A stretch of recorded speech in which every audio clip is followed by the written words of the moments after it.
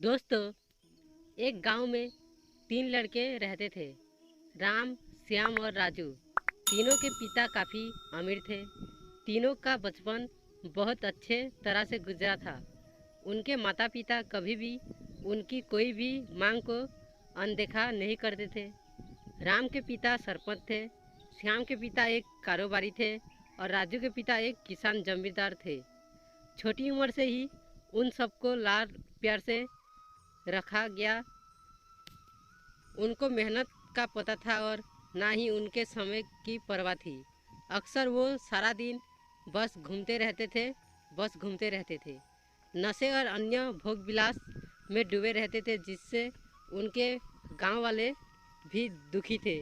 सरपंच और बड़े लोगों के बच्चे होने के कारण उनकी कोई शिकायत कर पाने की हिम्मत नहीं कर पाता था, जिससे उनका मनोबल और बढ़ गया था। एक दिन उनके गांव में बहुत तेज बारिश हुई, जिससे सब लोगों को नुकसान हुआ, जिसमें इन तीनों के पिता भी थे। लेकिन इतना कुछ होने के बाद भी उनके बेटों का वही हाल था। वो बस घूमते रहते, नशा करते, भोग विलास करते रहते थे। माँ बाप काफ़ी चिंतित रहा करते थे। ये तीनों भले ही कितने गंदे थे, लेकिन इन तीनों के अंदर एक खास बात थी जिसकी पहचान किसी को नहीं थी और उनको खुद को भी पता नहीं था। राम एक बहुत अच्छा नेता प्रतिपक्ष था, क्योंकि अपने पिता के पास रहते हुए उसको इसका काफ़ी ज्ञान हो गया था, क्योंकि उसके पिता सरपंच थे। श्याम भी इस तरह से बिजनेस की समझ रखता था, क्योंकि उसके पिता एक कारोबारी थे। और राजू खेती का काम जानता था, क्योंकि उसके पिता जमींदार थे। पर अपनी गलती कामों को वजह से उन सब ने अपने इन टैलेंट पर ध्यान ही नहीं दिया, जो कि उनकी सबसे बड़ी कमजोरी थी। इस तरह से इनकी बदमाशियों को देखकर इनके पिता उन्हें सीख देने को सोची। तीनों पिताओं ने आपस में बात करी और उसका एक हल निकाला। तीनों पिताओं ने अपना अपना काम अपने अपने बेटों को सौंप दिया, जिससे उनको समय की कदर का पता लग सके। तीनों के पिता ने एक वसीयत बनाई, जिससे ये लिखा था कि 1 वर्ष के अंदर इन तीनों को बस 10 लाख रुपए जमा करना है, जो बिना किसी गलत काम करके कमाया गया हो, और तीनों को अलग अलग स्थान पर रहना था। इन तीनों को 5-5 लाख रुपए भी दिए गए, ताकि उनको अपना काम स्टार्ट करने में दिक्कत ना हो। पहले तो सब खुश हो गए कि हम आज़ाद हो गए, हमको पैसे मिल गए। और ऐसा सोचकर कि इन्होंने फिर से काफ़ी समय मौज मस्ती करने में लगा दिया। इस तरह से 6 महीने बीत गए और इनका काफ़ी सारा नुकसान भी हुआ। फिर एक दिन अचानक उनको एहसास हुआ कि अगर हम शर्त हार गए तो हम अपनी अपनी जायदाद खो बैठेंगे। धीरे धीरे उनकी चिंता बढ़ने लगी। एक दिन वो इसी उधेड़ धुन में एक पार्क में बैठे थे और कुछ डिस्कस कर रहे थे कि उनको एक छोटी सी लड़की मिली। वो स्कूल फूल बेच रही थी और साथ में पढ़ भी रही थी। तीनों लोगों उस लड़की के पास में गए। तभी राम ने लड़की से बोला, बेटी, आपकी उम्र क्या है? तो लड़की ने जवाब दिया कि मैं 12 साल की हूँ। अंकल, इतना सुनते ही राम ने आश्चर्य से पूछा कि आप इतने छोटे होकर के खेल नहीं रहे हो? इस पर लड़की ने जवाब दिया कि मेरे पापा अब इस दुनिया में नहीं है और माता बीमार रहती है, इसलिए मैं ये काम करती हूँ। ये सुनकर राम ने अपना पर्स निकाला। उसके पास जो भी पैसे बचे थे वो उस लड़की को देने लगा। उसके बाद लड़की ने बोला, अंकल, आप भी फूल ले लो, मुझे बहुत खुशी होगी, क्योंकि मैं अगर आपसे फ्री में पैसे ले लूँगी तो फिर मेरा पढ़ाई में मन नहीं लगेगा, मैं काम चोर बन जाऊँगी, क्योंकि यही समय है जिस समय मैं अपना भविष्य लिख सकती हूँ। राम ने उस लड़की से सारे फूल ले लिए और तीनों घर लौटे आए। उस फूल वाली लड़की का उन तीनों लड़कों पर बहुत गहरा प्रभाव पड़ा।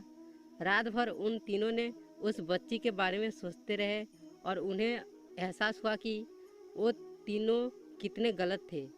तीनों ही दोस्त को एहसास हुआ कि आज भी उनके पास 6 महीने का समय है।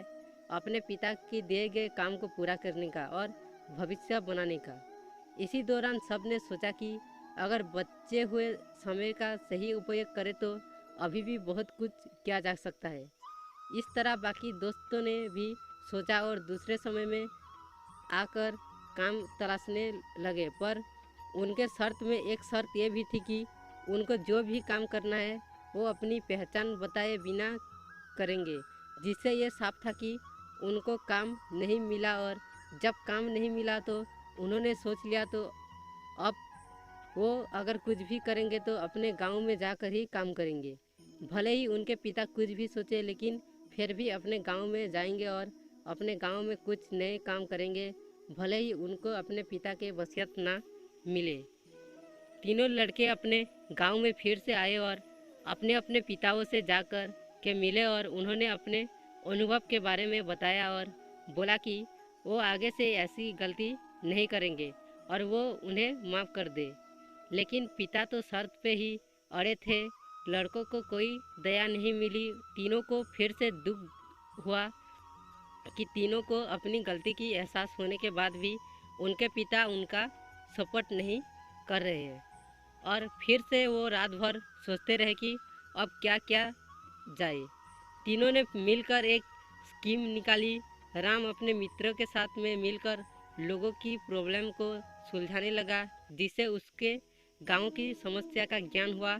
इसी तरह श्याम भी गांव के विकास के लिए नए नए तरीके सीख गया और राजू को किसानों और बीजों का ज्ञान हो जाने से उसको काफ़ी फायदा हुआ। तीनों ने मिलकर अपने बाकी पैसों को सही ढंग से सही जगह लगाकर गांव को एक नया रूप दे दिया।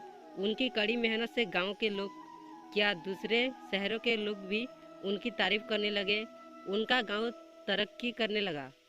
नई तकनीकों के कारण हर वर्ग के लोगों से उनका जुड़ाव होने लगा और एक समय आने के बाद उनके पिताओं ने भी उनको माफ़ कर दिया।